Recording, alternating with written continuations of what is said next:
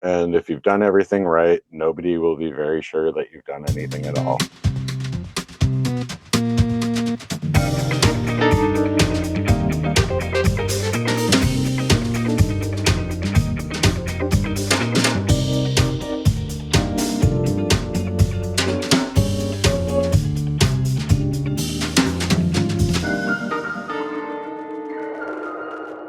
Hey, everybody. Welcome back to the Eternal Void, but with jazz.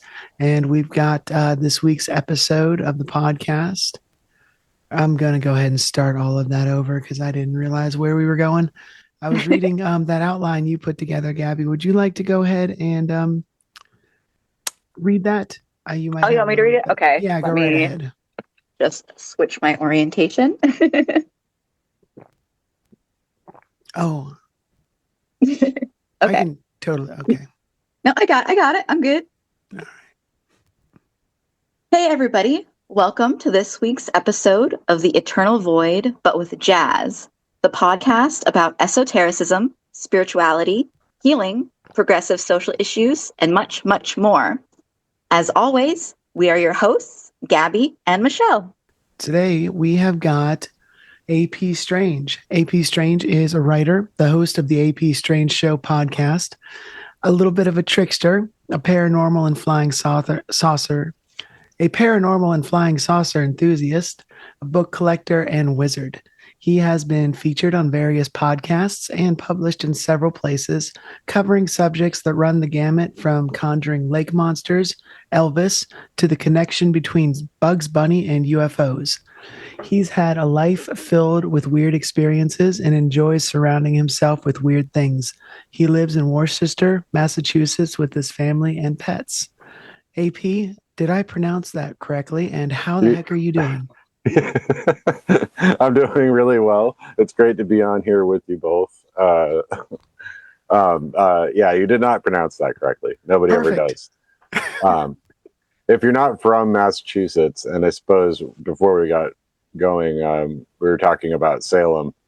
So Gabby, I don't know if you encountered this at all, but like a lot of towns are around there would throw people for a loop. Like if you see the town name for Gloucester, it looks like Gloucester. You know, it's but to us that's just Gloucester. Or if you want to get really local color onto it, it would be Gloucester. so the where I live is Worcester. You know, Worcester. That's right. Yeah. And again, you could even soften that to Worcester or Worcester. You know, if you want to really exaggerate it. But most people don't actually talk that way. But I absolutely love it. Well, thank you for that. How are you doing today? Doing well. Yeah. It's a snowy day here in Worcester. It's what we call sweater weather around here. I can dig it. Yeah, it's a bit icy over here in Detroit, Michigan. I totally get where you're coming from. It's Detroit. Yeah, Detroit. I tried to go for a run earlier today, and I was like, something's wrong. What's going on here? There's no ice on the sidewalk. And then I looked, and I was like, oh, it's -1. I'm going back inside. Oh my God. Yeah. Yeah, I was like, this at a certain point, it's like, yeah, just no, what are you doing? You're nobody was meant to do this. What are you doing? So Well, I'm grateful for the cold. Like I'm very comfortable in the cold, and I feel like in the last couple of years we haven't had a traditional New England winter, and it has worried me. Just like climate change and such, it's upsetting the natural order of things. So for it to be past month has been a lot of like 30s, 20s, and I've been loving it because it's like, all right, this is what it's supposed to be here. You know, Right. This is what the winters used to be like here. So I'm fine with it. Yeah. Totally get it. Yeah, no, I'm feeling the same thing here. I definitely enjoy the snow and the ice. It's a lot of fun. It's not something I traditionally had growing up in the South. Yeah. So, Yeah.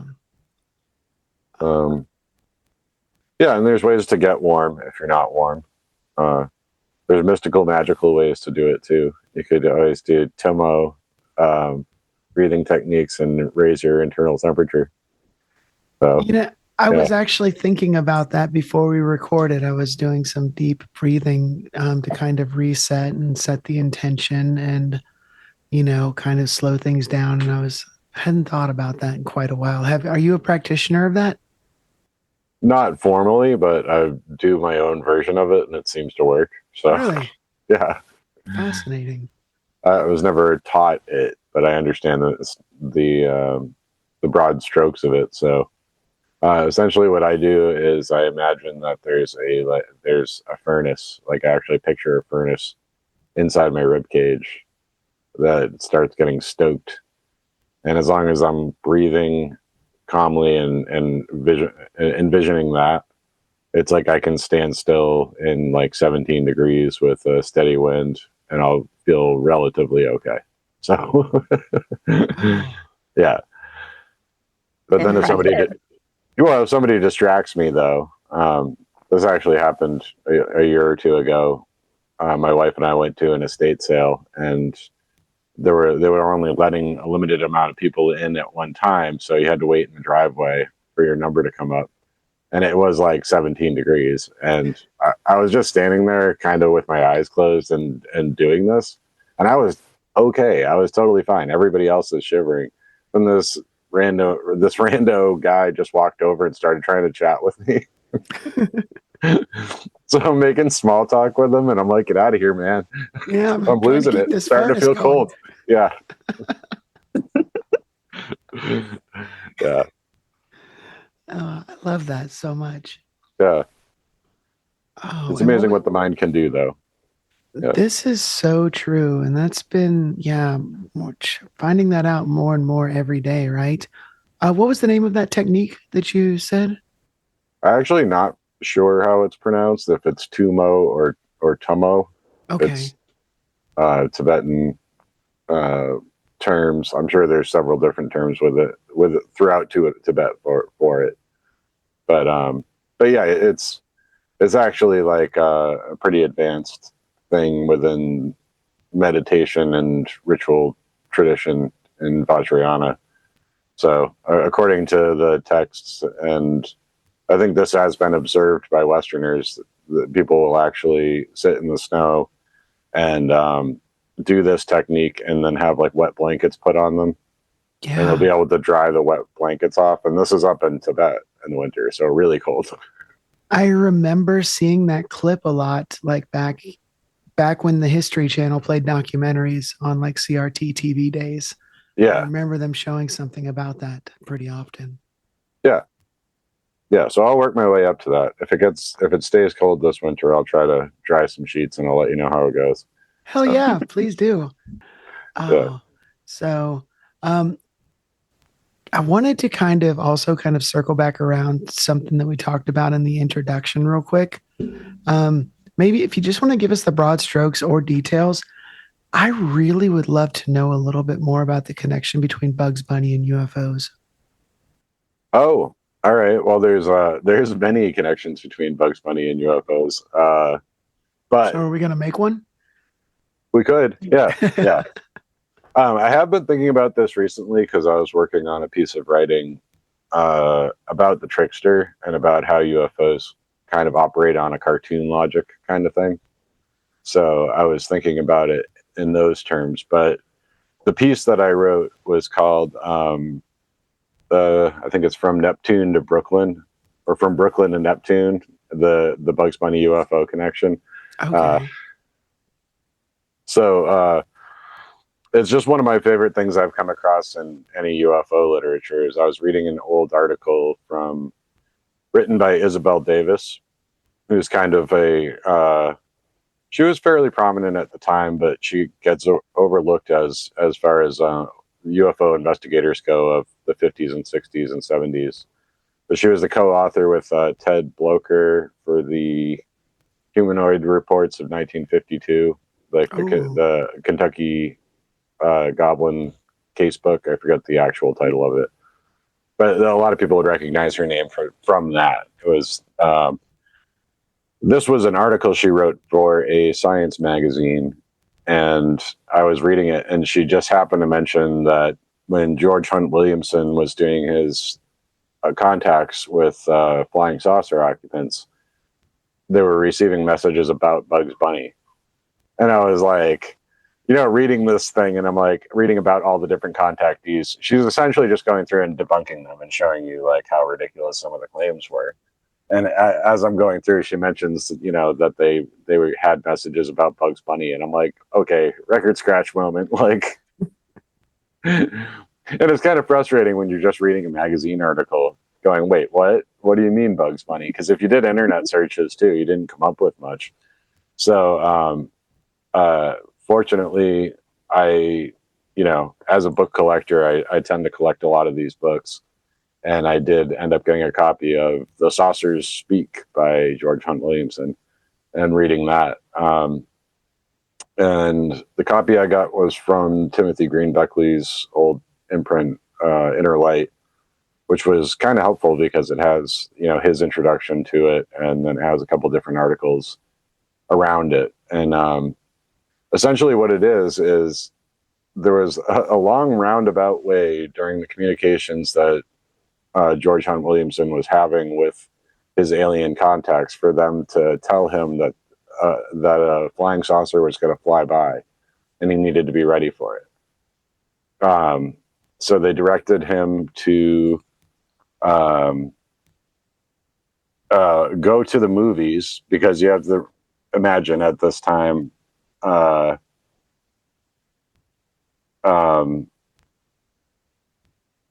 if you were going to watch a Bugs Bunny cartoon, it wasn't on TV. This is the 1950s, right? Okay, so yeah, these are actually shown in the movie theaters. So there was a movie showing, and there was going to be a Bugs Bunny cartoon, and the aliens ostensibly were telling George Hunt Williamson that he needed to go to the movies to go see this one this one Bugs Bunny cartoon. It was really important because there was a date in there that they wanted him to find. And furthermore, the aliens kept bugging him afterward because they were monitoring everything that he wrote down about their contacts, so they could tell what he was recording from their messages. And they noticed that he is they noticed that he's omitting the Bugs Bunny reference, and they're like, no, you got to put that in there, it's really important. So like that's how we know about it, is because there's one message from a Neptunian being named Zoe that's saying, like, why didn't you record the part about Bugs Bunny? That's supposed to be in the transmissions. Like, you forgot about that part.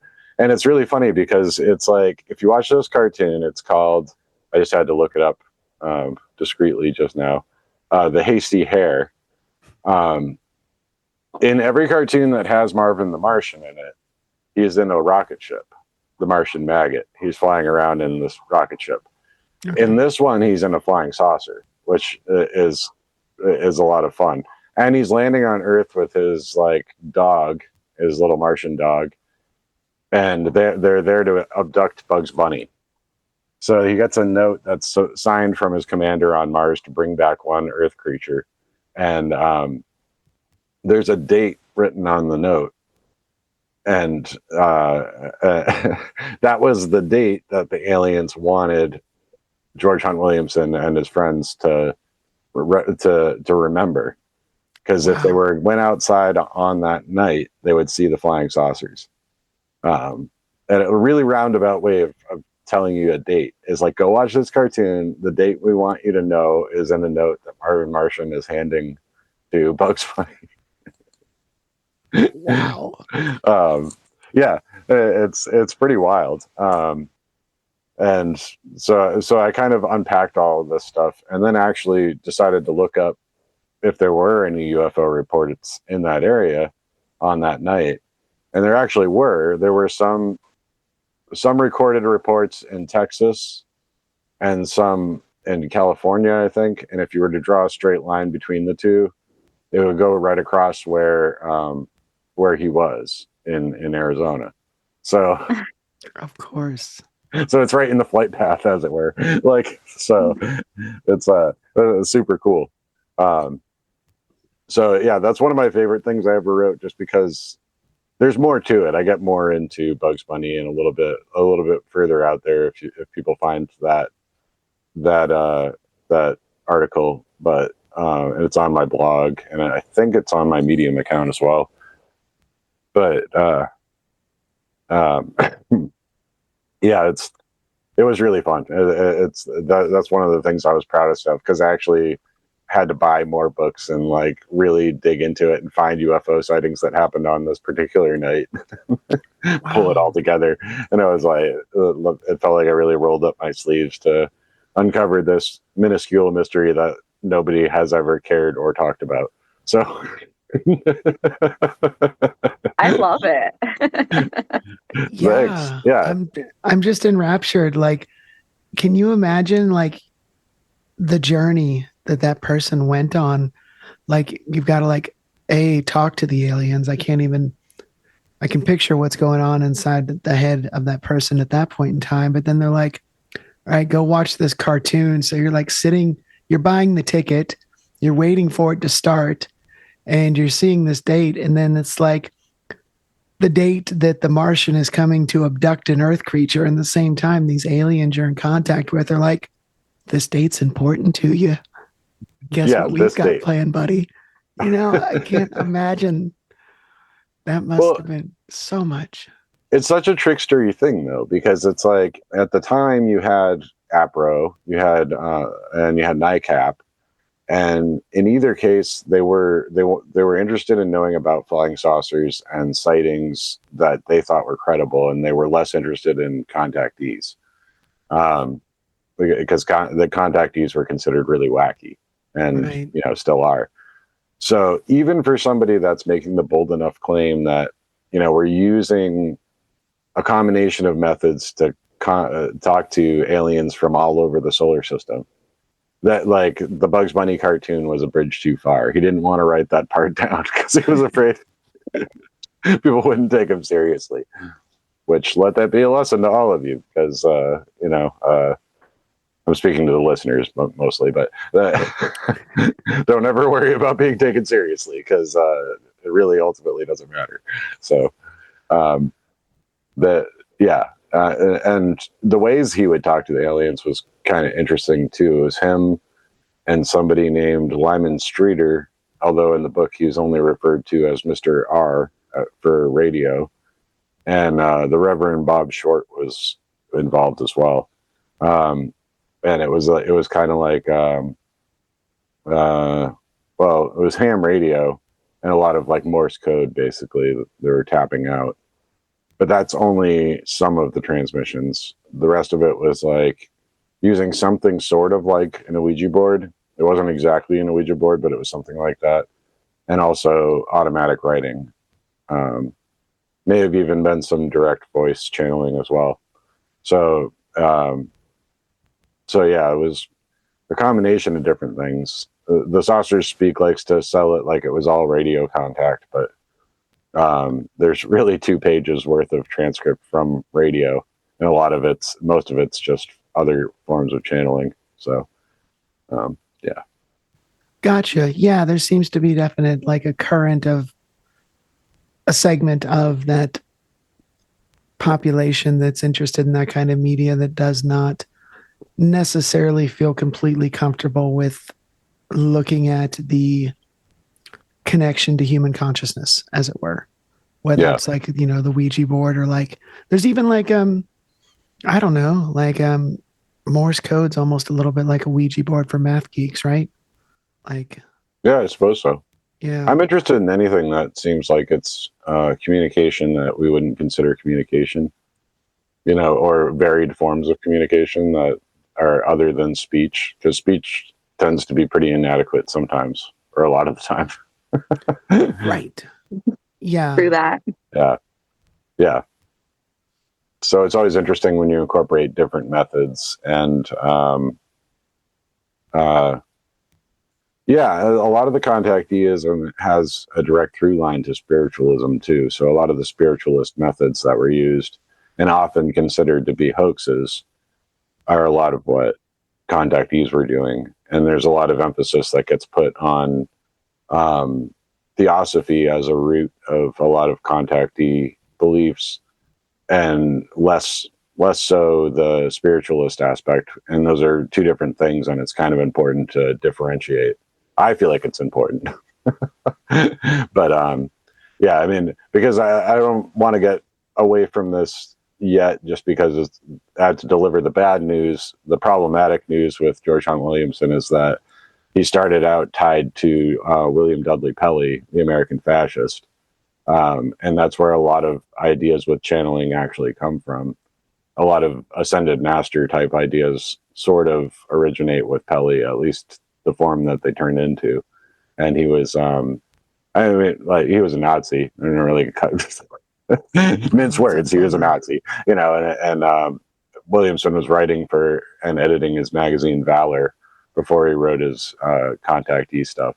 So there's varied opinions on Williamson, but it's important to note that that connection is there prior to his UFO stuff, because it's not all fun and games.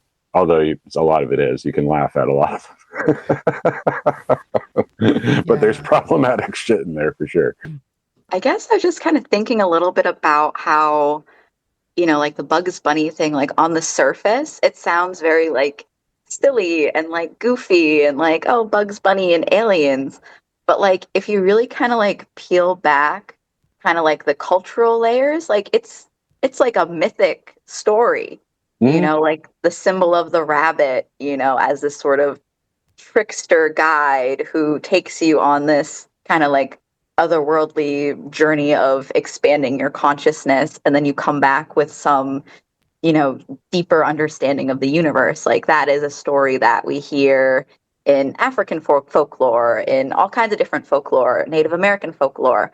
So it's sort of like there is this sort of repetition of these mythic symbols that seems to come up with a lot of contactee cases that I think is very interesting. And whenever I see certain symbols pop up, I try to make a little mental note of it and kind of categorize it with other, you know, sort of similar cases. Yeah, and Bugs Bunny is like a very good symbol of the trickster, you know, and I make reference to that in the blog post as well. There's a quote from Billy West, the voice actor, who I know Michelle is a fan of from Futurama. Absolutely. Yeah, but he voiced Bugs Bunny like in Space Jam and some of the more modern cartoons. He does the Bugs Bunny voice. So he was asked about the character at one point and describes Bugs as a trickster. And you know, he defies all the norms. From like gender bending, like that comes up a lot with that when people make memes about like drag queens in media, and you see like Bugs in drag because he did it all the time, you know. To just upsetting the natural order of things, taking down bullies, and occasionally he's the bad guy. There are cartoons where he is. They did like the Rabbit and the Hare cartoons where he was trying to cheat and beat the Rabbit and the Tortoise racing cartoons where he's trying to cheat to beat the tortoise in the race, and he gets bested, you know. So yeah, he's this real malleable figure that just acts as a symbol of chaos. Yeah, that's what makes Tricksters so much fun, is like they're allowed to kind of like break all the rules, and we can kind of like live vicariously through them, and, you know, like question like our own kind of like norms. Like whenever we see Bugs, like, you know, dressing in drag, it's like, is it really so bad that he dresses in drag? No, like he's allowed to express himself and wear what he wants to wear, and, you know, maybe I'll wear what I want to wear. Right. Yeah, I mean, Bugs Bunny was a hero of mine when I was little. And it's kind of funny. This is something I've always carried with me, where like when I saw somebody getting picked on a school playground, I'd want to go over and be as annoying as possible to draw attention away from whoever was getting picked on. And it was like, in my mind, I was just being Bugs Bunny. You know, like that was so. I love that. That's like an invocation in a way, you know? Yeah. wearing the mantle of bugs, and I've heard it said that we all like to think we're Bugs Bunny, but most of us are actually Daffy Duck, and I'm fine with that too because I always love Daffy. But yeah, I think the trickster nature of things is a lot of the time we were actually, especially as magicians, we're actually Daffy Duck in the cartoon Duck Amuck, where every time he tries to get going, the animator keeps doing different things and changing the scenery and doing all the weird stuff to him. And at some point, he's this weird amalgam creature with like a flower head and like a flag sticking off his butt like a tail, So, and then at the end of that, Bugs is the animator. You find out that Bugs is the one that's been screwing with him the whole time. So, yeah. I'm sure there is so much like theological truth buried in that. We can take it apart for ages. That is. Oh yeah, we could go frame by frame with that one. Yeah. Oh wow. That's at the heart of a lot of what I do, though, is taking something that's just sounds really silly and then pulling out whatever insights I can from it, and I hope that people come with me for the ride. So yeah. That's so much fun. And I feel like that's really kind of needed in spirituality right now. Like, I think it's very easy to kind of take it so seriously that, you're constantly like stressing about, am I doing it right? Am I studying the phenomena correctly? Am I, treating it the way I should be treating it? And, there really is just so much power in being able to laugh at yourself, to laugh at, kind of what you're studying, but still respect it and still kind of honor it for what it is. Yeah, I mean, I often say I have a deep fear of being taken seriously, and then, but then sometimes I'm not. Like I'll be around other magical people, and they're just like, "Well, you're just a goofball." Like, I'm sure you're interested, but there's no way that you understand the ritualistic nuances here. But so I get the sense. I can't prove it. I haven't had anybody say anything specifically mean to me, but like I get the sense that because of my affect and my general nature, that there are a certain amount of people that will never ever take me seriously or go out on a limb enough to think that I know what I'm really talking about, because I tend to joke so much. And as you said it beautifully. Like, just because I'm laughing doesn't mean I don't take it seriously. It's like I laugh when I'm enjoying things, and why wouldn't you laugh at the wonder of nature and the wonder of magic? I think it doesn't necessarily mean it's funny, but sometimes it is. I mean, if I ever write a book about magic, I want to write about hilarious magic, like the yes. And like I have toyed with it. It's kind of like, it takes shape in my mind once in a while, and then once I have it all framed out, perhaps I can hammer it out. But yeah, there is magic in joke telling. There is magic in storytelling that includes humor. A lot of stuff is funny. It's just like there's like stories from Zen that are very funny about somebody repeating a mantra for years and years and then being told at the end of it that it's just like an arcane word for poop that they've been repeating the whole time. But they got insights out of it, like like there's a lot of humorous stuff out there, and I think comedy is its own form of magic, but I also think that it's intertwined with and a compromise to the trickster nature of the phenomena. Like, I think that you can meet the trickster halfway, and it's as much a suit of armor as it is a method of travel. Ooh, I like that. Yeah. So, I like that. Yeah. So I'm okay with it. I mean, I don't I'm not usually putting on a robe or, drawing big diagrams on the floor and lighting candles and things like that. It's not my form of magic. I'm more of a mystical goofball, I guess. but I get results when I do magic, so, and often I'm doing the stupidest and funniest things, and it still works. So, uh, so I mean, I kind of feel like at times that I don't even bother talking about it because I don't expect people to believe me, and then I wonder, like, I wonder if there's any utility in even sharing it with people. You know? My friend, I know where you're coming from so Yeah. much on that. Yeah. Yeah, I mean, I had heard a few times Johnny L. Tenney has said that he does a lot of magical stuff that people ask him about his personal practices, and he's like, "This only works because it's me doing it." He's like, "It works for him, you know." Yeah.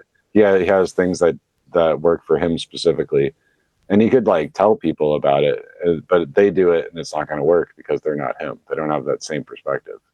So I think that's why I'm more drawn to things like the Tibetan Vajrayana practices because it can be highly personalized. There's a lot. You've Yeah. mentioned that word twice now, and I'm not familiar with it. Can you illuminate a little bit on Vajrayana just for those who aren't familiar? Yeah. Yeah. I mean, typically when you're talking about Tibetan Buddhism, and especially the mystical and magical aspects of it, what you're talking about is Vajrayana. So there's different schools of Buddhism, and in Tibet, that's kind of the accepted nomenclature, but not just Tibet, because Tibet's a big place. And a lot of the practices that encompass Tibetan Buddhism spread far beyond there, like Mongolia and other places as well. So there's what you're seeing there, because Buddhism is a big and complicated thing. And anytime I have to casually um, describe my learning with it, it's tough because I mean Asia is a monumentally huge place, and Buddhism Right. spread all through it. And I mentioned Zen earlier. Zen is a very specific and very much more modern. Well, I wouldn't say it's super modern, but more modern than Vajrayana for sure. Um, but it's a super specific thing. Zen doesn't mean Buddhism. It's a specific school of thought within Buddhism tied to a particular place. So when you think about Asia being as huge as it is, I mean, Tibet itself is huge. And the types of Buddhism that I'm talking about spread into India, Mongolia, other areas around there. Vajrayana is all Buddhism is on the shoulders of Hinduism. Hinduism came first, but Vajrayana retains a lot of the Hindu stuff, Okay. and a lot of the mystical stuff. But it syncretizes with the native shamanistic and tribal beliefs and religions that were there, like the Bon traditions in Tibet, the Bon people.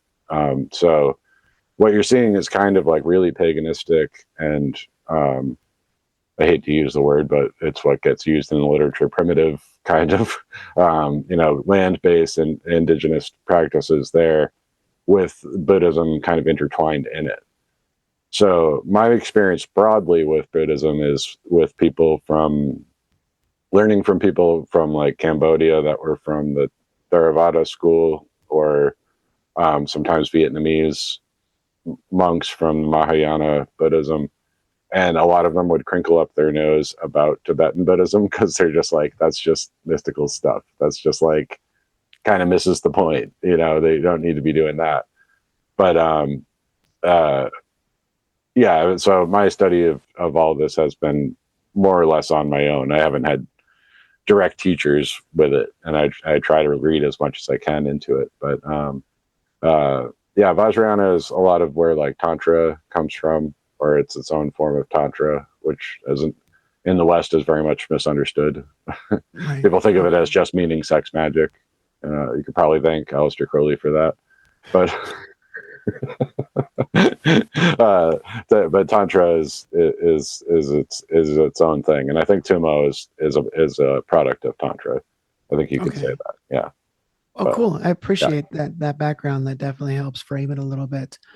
Circling back to like the unseriousness of your practice, that also brings up something else I wanted to talk about, and that is something you and I have spoken about before, and I know you've definitely posted about and probably talked about clown portals. Oh yeah. Tell us a little bit about the clown portals.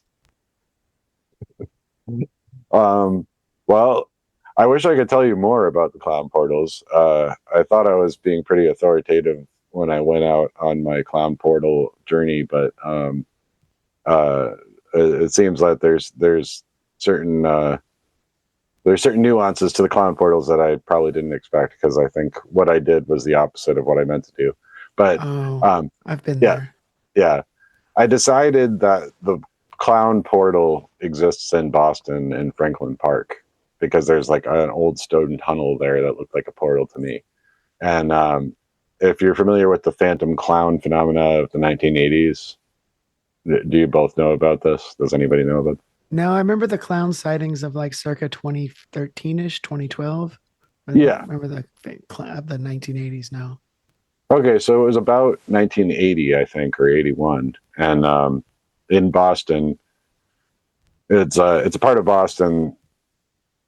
Well, Boston's really confusing because it has a lot of different neighborhoods that some are at part of the city proper and some are just outside of it. But it was in an area called Brookline, where clowns are spotted trying to abduct kids, like pulled over in a big van and inviting kids in. So it started this like clown hysteria where people thought there were these roving clowns trying to grab kids off the street. And the weird thing is that after this happened for a while in Boston, it began happening in Providence, Rhode Island. Then it was happening in Pennsylvania. And then a little while later, it started happening in Kansas.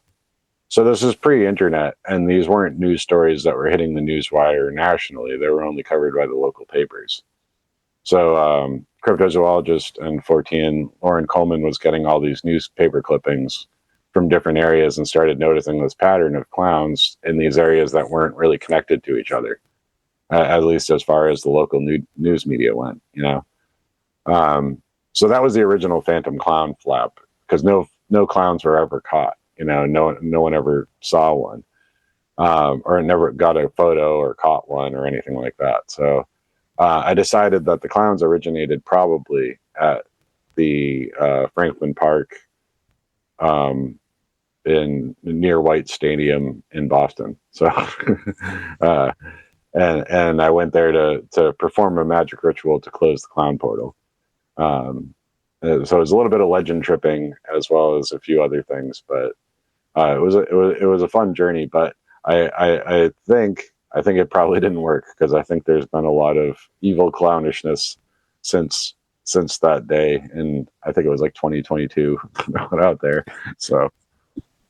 Well, you never know with those things. I mean, that's such a fascinating story, though. I wonder, like, makes me think, like, what was going on in, like, the zeitgeist of, like, American culture in, like, what, 80, 81, for people just to start thinking they were seeing clowns abducting kids. Like, there's... Yeah. Well, it was the kids reporting it, right? The kids were running to the school and saying, "Oh, I just got off the bus and this van pulled over and these clowns tried to get us to come in the car," you know. So I think the Boston police kind of brushed it off because they're like, "Oh, these kids are just making stuff up," you know. Yeah.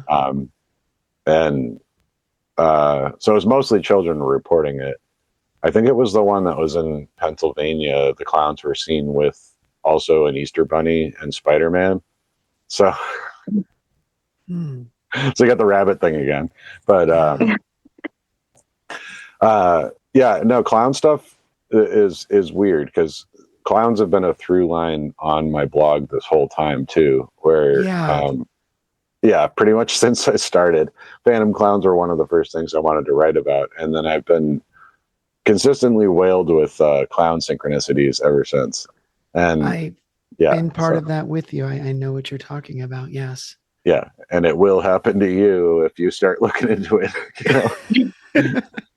Once you stare into the clown, it stares back into you. But I mean, in 1980, clowns were still just clowns, man. Like, you know, it wasn't that scary. I mean, John Wayne Gacy had been arrested and put on trial a little bit before that, but I don't think that necessarily, you know, he was a serial killer that his day job was working as a party clown. Yeah. I don't know that necessarily was the thing that would have turned people, but this is before the book came out, Stephen King's It. Yeah. And Well, it may have actually been inspired by the Phantom Clown stories, so yeah. I could see that, and I agree with that. Yeah, and like just for a little bit of context for younger listeners, like, Ronald McDonald at this time and for many years after, like maybe even full decade after, was still like a fixture at nearly every McDonald's. There would be somebody dressed up like a clown at pretty regular intervals. Yeah, and when I was a kid in the 80s and 90s, if Barnum and Bailey Circus came around, they still had the clowns all over the promotion materials and stuff like that. And clowns Yeah. were a big draw, Yeah. So it really kind of was the 90s that people got pretty solidly set in with their coulrophobia, I think. There have always been people that just didn't like clowns, but like, and there is a science behind that, but yeah, that was kind of a turning point. It was like pre-1980, clowns were pretty well liked and beloved, so yeah. But yeah, I've definitely had my share. It was freaking me out at first that I was getting so many clown synchronicities, but I just accepted it at some point. And the lesson I've learned is you have to kind of become the clown to defeat the clown. So That's good advice. I'll take that to heart. I've definitely, I'm still in that stage of everything where like sometimes the synchronicities overwhelm me just a bit, and I forget about the clown. yeah. Which, funnily enough, like Gabby will attest to this. I still get a lot of synchronicities circling around like what are commonly like children's cartoons. So yeah. It's kind of everywhere, like on both sides of like the seriousness divide, right? Yeah, I mean, messages are going to show up for you if they're intended to show up for you, and if you're watching cartoons, they're going to appear in the cartoons because that's the stuff you're paying more attention to. Um, one of the early weird books that I ever read was "Be Here Now" by Ram Dass, and he has a whole. Most of the book, I would say, is these elaborate drawings with text kind of fit in around the pictures. And one of my favorite things in it was just a big picture of a door, and it says like the next message is where you are when you're ready for the next message. Wherever you are when you're ready for the message, it will appear. The sign is always on the door that says Magician's Theater for madmen only. Price of admission, your mind. Always there. Question is, can you see it? And like that always, I would always refer back to that. That's why I still have it memorized. That's kind of weird, but I had to look up the name of the Bugs Bunny cartoon, but I had that whole block of text memorized. But to me, that was always the essence of messages from the cosmos and synchronicities and things like that. Is that for lack of a better term, there's a guru out there somewhere that's got a message for you, and it's gonna just be planted in front of you and put in your path somewhere. And if you're paying attention, you'll see it. If you're not paying attention, you won't. That makes sense. Yeah. That sums up or kind of ties into some stuff that was happening to me earlier today where I was rushing through some stuff and getting tripped up and almost started a fire in my kitchen with a gift from a friend. And slow down, pay attention. I can dig it. Pretty recently, you were in Gettysburg giving a talk. Do you want to tell us a little bit about that? Sure.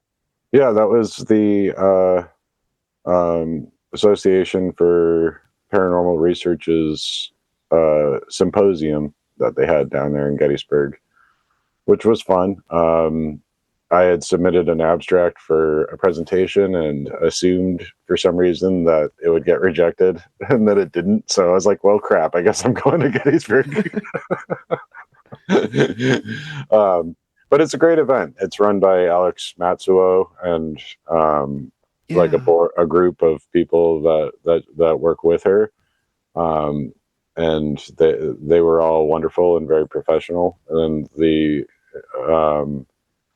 symposium itself was at the 1863 Gettysburg Inn, and there were a lot of really cool presenters there and stuff. So I grabbed my buddy Tim Banal, and we headed down there for, I think it took us 7.5 hours to get there from where I am. Wow. Yeah, it was a long drive. And then it was longer coming back because we wanted to stop off and check out a few places, including the Vampa Museum in Pennsylvania, which that was its own little adventure. But Not familiar with that. the Vampa Museum is run by this guy, Ed Cremo, and it's full of vampire hunting kits, basically. Oh, shit. And it's all BS. So I mean, it's fun to look at, I guess, but he's very serious about it, and he tries to tell you that these are all like legit medieval vampire hunting kits, and you're just like, this is what they would use when they'd go out there. I'm like, okay, if this were a real thing, these would be exceedingly rare. How do you have dozens of them? Yeah. You know, basically what he did was he just collected a lot of antiques, and then anytime there were like crosses or things that could look like a stake or antique Bibles, he would throw them together in one chest and just be like, this is a vampire hunting kit from 1700 in Germany, you know, and you're just like, no, it's not. Like, I was just walking around reading the plaque on every exhibit. I'm like, no, it's not. No, it's not. That's not true.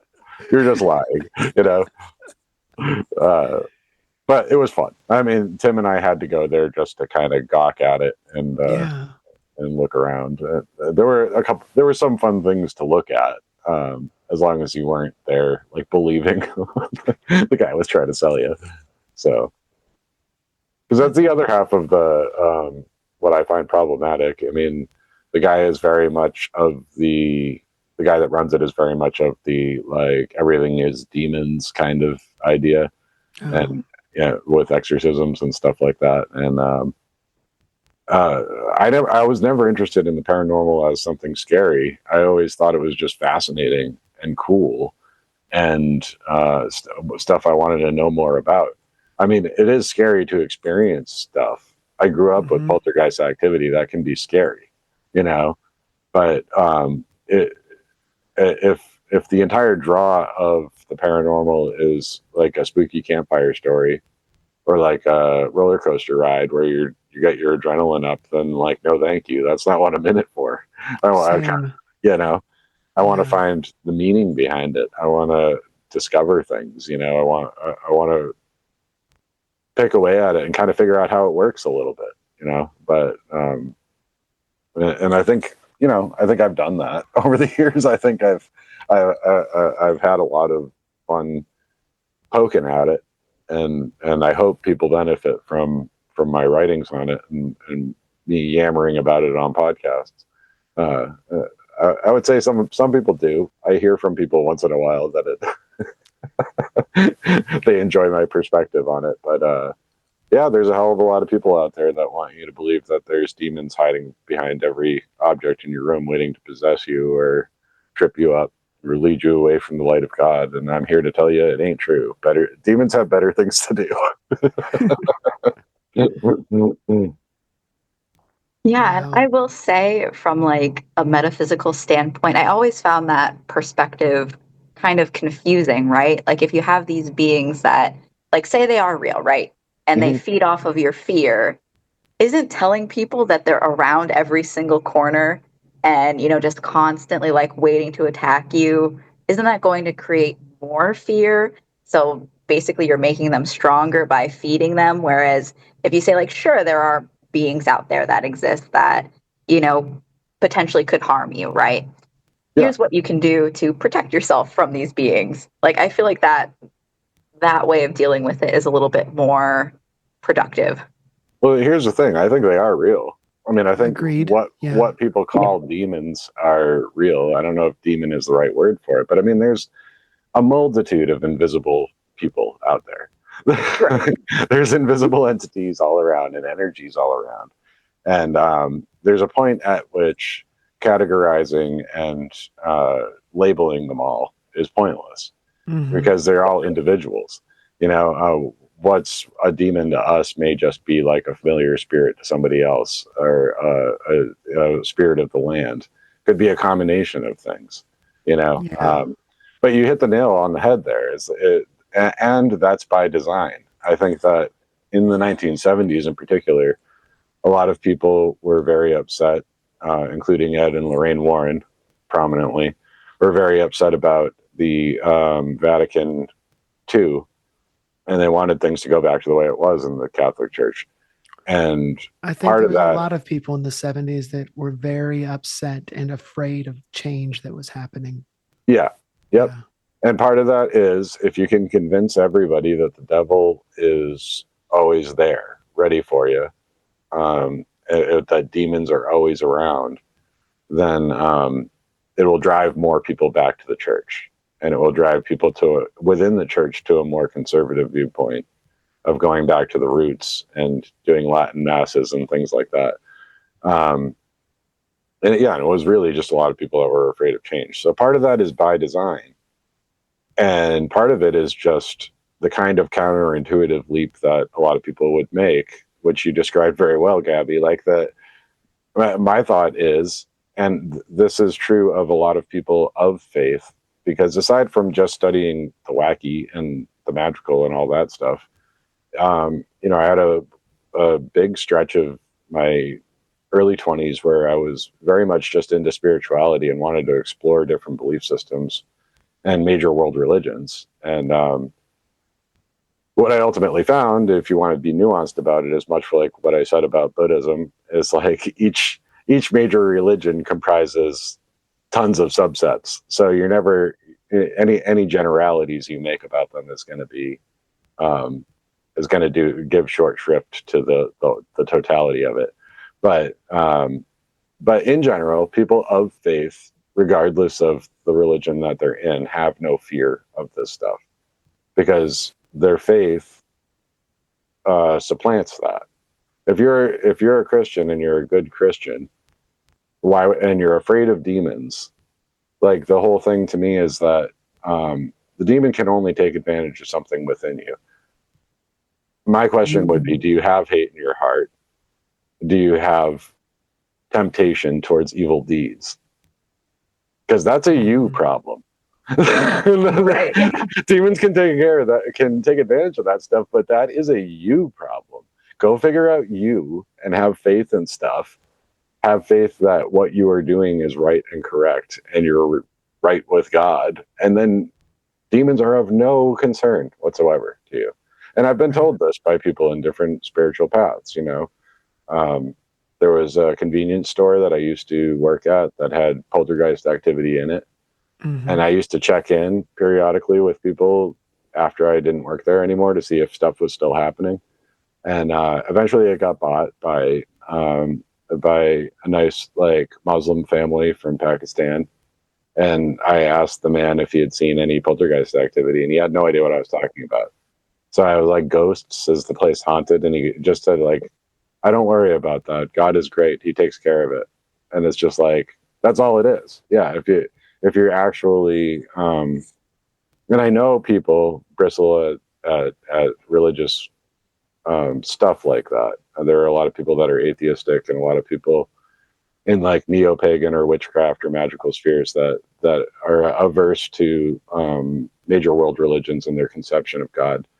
But if we're looking at this as just a broad stroke spirituality, if you're in accordance with the will of the cosmos and you can feel that and you're trying your best and your faith is good, then you don't really have anything to worry about. So I hope that answers that question.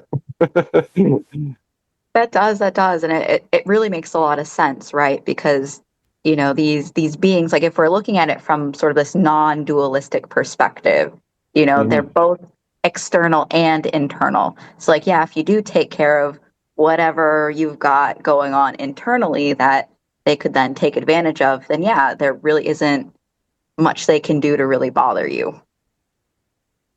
Yeah.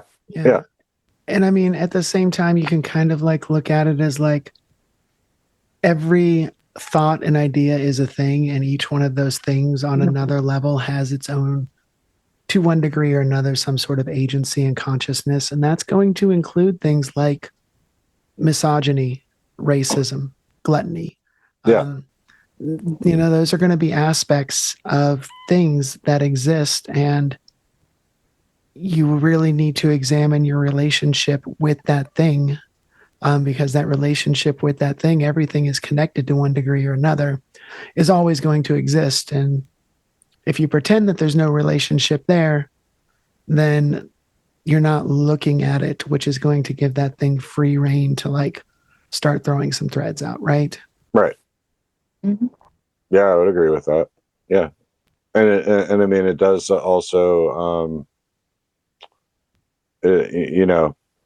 I feel like it's worth mentioning. I perhaps do this a little too much, but I kind of dislike talking about this subject just because people might get confused that I'm speaking from a moral high ground or something. But it's like, I'm no saint. Like, I'm included in this too. I'm including Same. myself. Yeah. Every one of us has our own biases, our own internalized structures of bigotry that Yes. and admitting that is a huge part of, and finding it. It's often, beneath the surface. And the best advice I can give is whenever you're irritated about something, before you jump online and start tweeting about it or whatever. Well, nobody tweets anymore, I hope. No, let's hope not. No. But if you're, a lot of people, we live in an era of knee-jerk reactions as well. And I think a lot of people, if you're angry about something, sometimes it's worthwhile to like examine that and really think about why that annoys you or bothers you or pisses you off.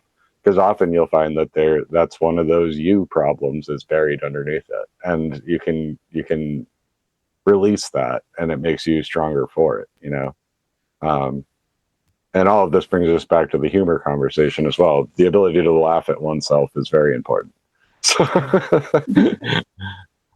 and a light heart is a lot harder for evil forces to get its claws around. So, yeah. So true. I definitely co-sign all of that, and I'm in that statement right there with you. I feel that, and it's all we can do is just keep working. It's kind of like the think globally but work locally sort of thing. Yes. Before you go around trying to fix other people, think about the local mess inside your own skull, Somebody bring a broom because it's a mess for sure. Yeah. So kind of circling back a little bit, vampires in Gettysburg. What was the proposal at Gettysburg that you talked about? Oh, I was talking about conjuring the Loch Ness Monster using magic. So, nice. I tried to come up with the wackiest possible presentation that I could do, and just to see what the organizers of the event would do. They're like, "This sounds great." I'm like, "Really? It does? Okay." But it is something that's near and dear to me, and something I had looked into for quite a while because I've always loved the Loch Ness Monster. And it particularly tickles me because it falls into that category of something that people don't take seriously. As far as cryptids go, the Loch Ness Monster is one of those that's just so played out and has been around for so long and is so unlikely, really, especially where people think about like it being a giant dinosaur or a prehistoric aquatic beast living under the waves. It seems a lot less likely than maybe like Bigfoot or something like that, It's one of those things people don't take seriously anyway, so of course I'm more attracted to it. But one of the presentation itself had to do with like pretty much exactly that. Our concepts of what the Loch Ness Monster is, Nessie as a magical entity, as kind of like a thought form entity, and stories that are popularly told because Aleister Crowley bought a house called Boleskine House near Loch Ness, and this was part of his Abramelin working that he did while he was there. A lot of people, I wouldn't say a lot of people, but it has been suggested before. I think Kenneth Grant might have had something to do with this, that the Loch Ness Monster was a result of Crowley's working there. So, Yeah. so I kind of deconstruct that. A large part of the presentation, out of necessity, had to do with that, because there's a lot to get into. Crowley's story is very complicated, and there's a lot of very varied viewpoints about him.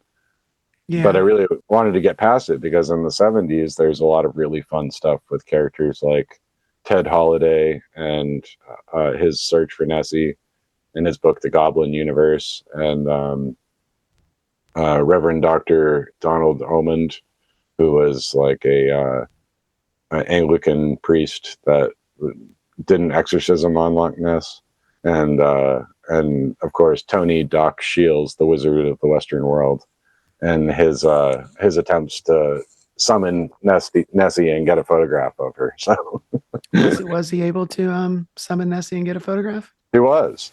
There's a photo that's pretty famous, and it's in color, and it almost looks like Nessie's like smiling. Of course. Aww. Yeah, her mouth is kind of open, so it looks like she's smiling for the camera. And he got 2 photos, and sometimes those appear in books about Loch Ness. And so it's a pretty well-known one. But a lot of Shields was the kind of guy that nobody really took seriously, because he was a kind of he was an artist, he was a musician, he was a stage magician, he was a busker, is like what he liked to be called, because he would perform on the street doing like little Punch and Judy shows and things like that. His entire family was a performance troupe, so people kind of people humored him as like the local eccentric guy that called himself the Wizard of the West. But definitely an inspiration to me, my kind of guy, Doc Shields.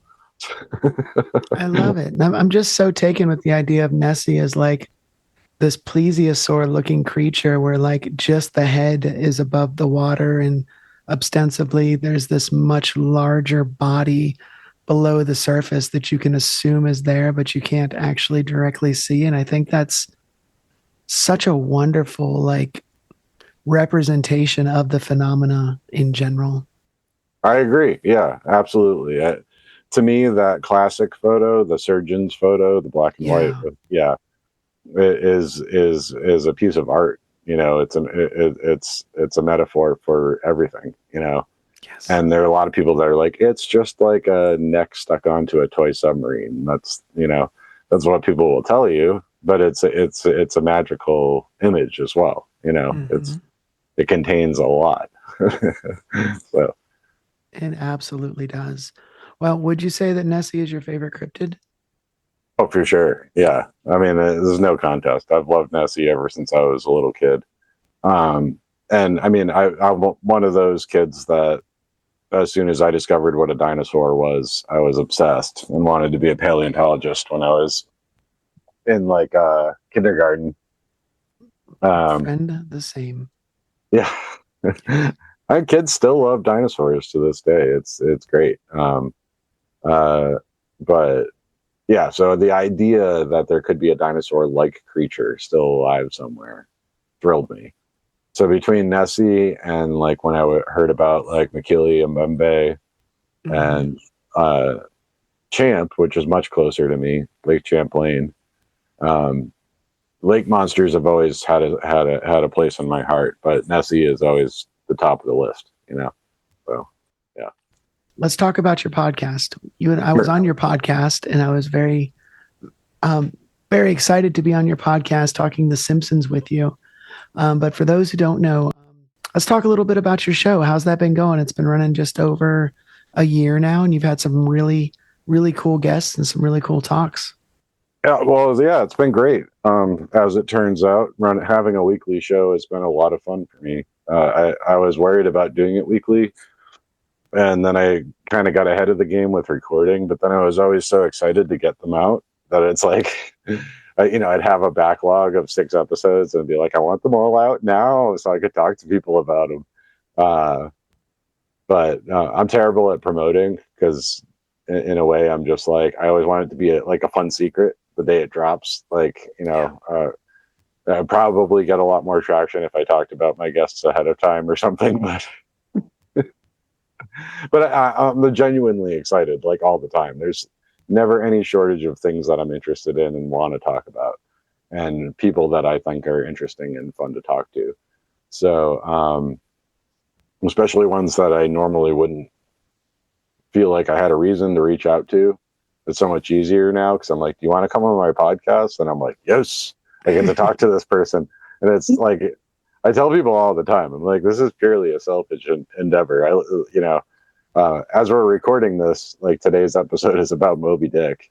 And I'm like, I don't know how many people want to hear a couple of people talk about the esoteric implications of Moby Dick. I really don't know. Is there an audience for that? I don't know, and I don't care. But, I want to talk about it. I think it's interesting. So I'm going to throw it out there, and hopefully other people do too. So that's just kind of the way I approach everything, is whatever seems to be interesting to me in the moment. And, talking about The Simpsons, a great example. I felt like that was a perfectly cromulent topic to cover on the show.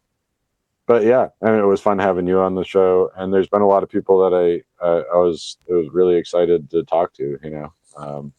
And the presentation that I did in Gettysburg is actually on the podcast feed because I recorded the audio of it. So very cool.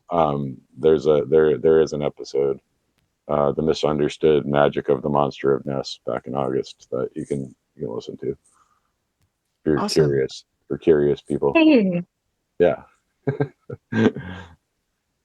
But I had synchronicities around that too. Snake imagery was popping up, and serpent imagery, which was some of the stuff I was looking into. So Nessie as a dragon, as it were. But yeah, I mean, there's so many things you can do with a podcast, so it's a lot of fun. And like I said, there's never any shortage of topics that I'm interested in. And for listeners that haven't checked it out, I mean, it's a lot like what Michelle and Gabby talk about here. It's esotericism and magic and the paranormal and things like that.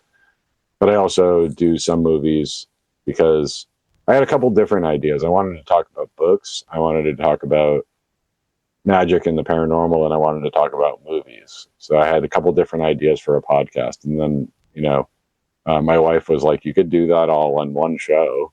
And I'm like, you know what? You're right. I could do it all in one show. I'll never run out of things to talk about.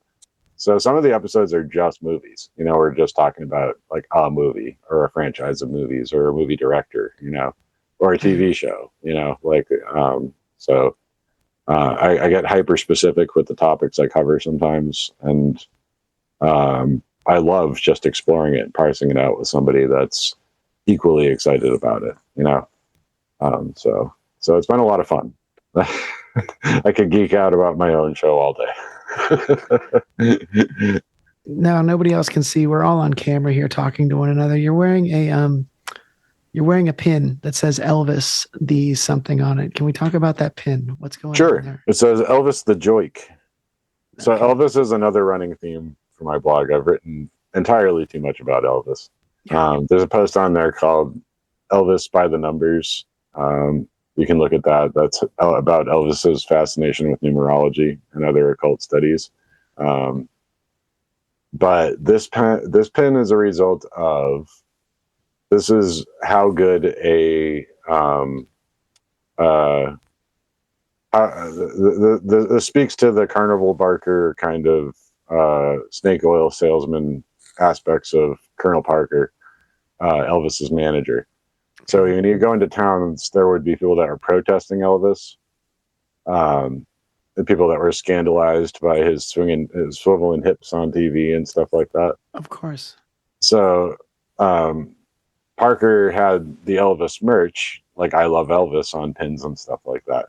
And then he actually had merch made that said, like, I hate Elvis, and like Elvis the Joik, Elvis the Jerk. There's a couple different versions of it, but he was selling the anti-Elvis merch too. So you're still making money off all the people that were there to like protest Elvis, which is awesome. So I just thought the Elvis the Joik thing was pretty funny, and in particular, I liked that one. And then my friend Black Wolf had one. I think he had one made for me, so, and sent it to me. And he's been on the show a few times. He kind of sent it to me as like a thank you for having him on. So Oh, that's awesome. yeah, so I wear it with pride. The Elvis the Joik pin. You know, I love it. my other jacket has the TCB pin on it. The lightning bolt with the TCB around it, which was Elvis's personal symbol, taking care of business. You know. Ah, okay. Love it. Yeah. And that really kind of ties everything back into like what we were talking about with the Trickster, kind of encompassing like both sides of the aisle, right? Yeah. Yeah. Well, I think so, because there's a lot of legitimately weird stuff around Elvis. And I started looking into it because I thought it was funny.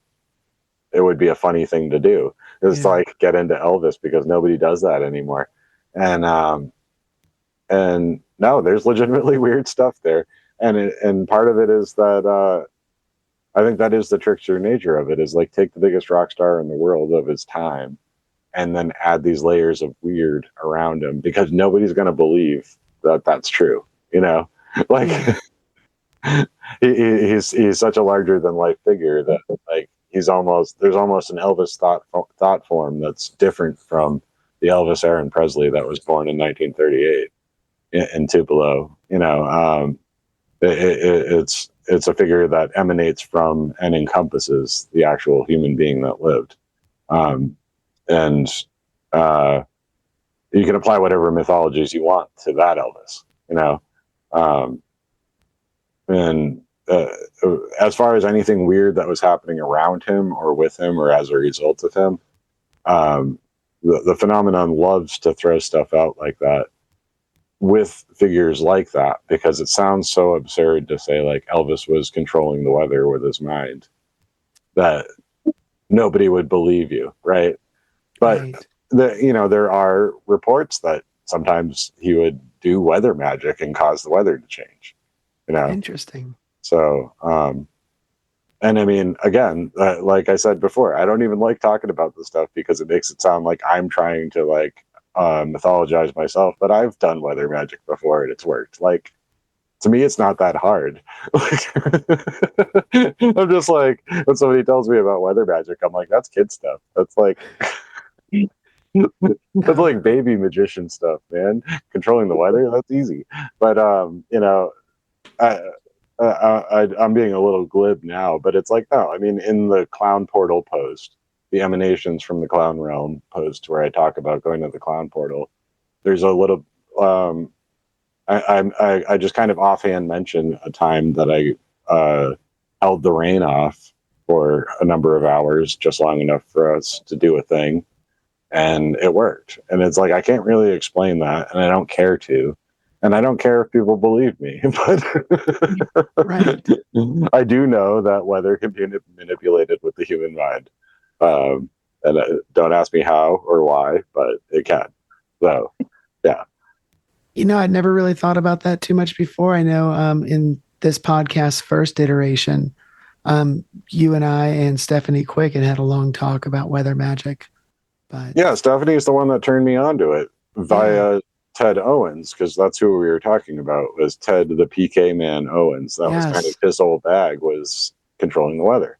Yeah. So I read his book, How to Contact Space People, and followed the instructions in there, and it works. So, yeah. A hot dog. I'll have to throw that on my list with everything. That is absolutely amazing. I think people really overcomplicate things, is really what it comes down to. People really overcomplicate things. They don't believe in themselves. They don't have faith in it. And they don't have the sense of humor to just make it happen. If you overthink it, if you worry about it too much, if you get too bogged down with diagrams and the ingredients necessary and all this other stuff, you don't believe in yourself. If you believe too strongly, if you're way too emotionally invested in the efficaciousness of the thing, you can really screw it up. You really have to just wander in and do the damn thing and see what happens, and try not to get too emotionally worked up about it either way after the fact. Just observe and see what happens, you know? I completely agree with you. I think there's a lot of wisdom there. Were you going to say something, Abby? No. Oh, okay. It reminds me of that, going back to Billy West and Futurama, that episode of Futurama where they're like in the Dungeons and Dragons universe, and Fry has the infinite-sided die. And they're up against like that giant dragon. He's like, well, I may as well do something. I'll just huck whatever's in my pocket. And he rolls the dice and it ends up saving the day. You kind of just got to do the thing and not really be too attached to the outcome. Yeah. And if you've done everything right, nobody will be very sure that you've done anything at all. God, I love that episode. Yes, absolutely. Well, so you got your show, and you're doing, got some other stuff in the pipeline. Do you want to talk about like kind of what you got coming up in the future and tell our listeners? Well, yeah, I mean, I'm always rolling around ideas about writing a book. People say, "When are you going to write a book?" And I don't. The answer is I don't know. I get very tired very quickly. I do work a physical job, so it can wear me out sometimes. And I'm always down to talk. I can always run my mouth. I feel a little bit bad here just because I feel like I haven't let. I feel like I've been talking a lot, so sometimes I feel overly chatty. But yeah, talking for me is generally pretty easy. Writing is something that I consider to be like kind of a sacred craft, and I'm very picky about what I want to put out in the world. So it's slow and steady. My blog has a whole bunch of posts on it that you can read. Everything I do is for free for people to check out. So apstrange.com, or you can find me on Medium. And yeah, I mean, as far as writing a book goes, I have like 2 different ideas for a book I'd like to write, and neither of them really have structure or form in my head at the moment, nor do I really have the time to dedicate to it or the organizational ability to make time. So at the moment, those are just both kind of pipe dreams, or just kind of things that are at the moment just partially written, you know, just a series of documents that are in different files and different areas on my computer. But maybe someday those things will turn into books. So. Well, that's awesome. Wishing you the best of luck with that. And we would love to have you on and talk about those books if and when you ever write them. Hell yeah. Hell yeah. Totally get it. Well, awesome. Well, we really appreciate you coming on. Gabby, was there anything else you wanted to ask AP while they're here? Oh gosh. I mean, there are so many questions I could ask, but I mean, we kind of covered, I feel like we covered quite a bit. Yeah, we're really all over the place. Yeah. But that happens with me. It's like, oh, okay, well, we did the Bugs Bunny and the Loch Ness Monster and Elvis and clowns. Where do we go from there? I know, yeah. You know, like you were the co-host on the first iteration of the Eternal Void, but with Jazz, and we had a lot of fun. And I think what brought a lot of that fun was we really didn't have much of an organizational style. Right? Like we just kind of, I don't even want to say dipped our toes in, but we kind of just jumped right into each and every guest with what we had. Yeah. And this time I'm trying to take things a little bit more slow and organized and outline stuff and really plan out things before I go with each guest, with the exception of you. I was just like, hell no, we're just going to see what happens. Like, we're just going to hit record. We're going to have fun, be happy. I'm the wild card. Friends. Yeah. Like, and just be glad to like spend that time with friends and just see where the conversation goes. Right. Yeah. Yeah, absolutely. And I had a lot of fun. I was feeling bad ahead of time because you sent kind of a list of questions to me, and I was, you know, one of them is there anything in particular you want to talk about? And I'm like, I'm game for whatever. Yeah. I'm just like Zoidberg, like, hello, someone's talking to me. I'm right there with you. Well, we appreciate it, and we hope you have a great rest of your day. Stay warm, stay safe, and everybody go check out AP's show, the AP Strange Show, right? Yep. All right, I awesome. wanted it to be easy to find, so. Amazing. All right, well, thank you all so much. Oh, before we do leave, we Yeah. do have our little charity mutual aid shout out week. It's open to whatever local mutual aid organizations you have in your area. So we don't have a specific organization that we're shouting out this week. So we would love if you would all go out and find an organization that is local to you, because remember, your dollar goes a lot farther in your own community than if you give it to like a huge like national international organization with all kinds of stuff. Just give $5 to somebody. Just go out and do it. Yes. Yeah, it's the whole Absolutely. think local thing. Yeah, I mean, everybody has a food pantry somewhere nearby or a place where they donate clothes and things like that. Just whatever you can do to pitch in locally. Act locally and think globally. Yeah, it's the whole thing. Yeah. Absolutely. Thank you so much for remembering that, Gabby. All right. Well, thank you all so much. I hope you all have a great day. All right. Ooh.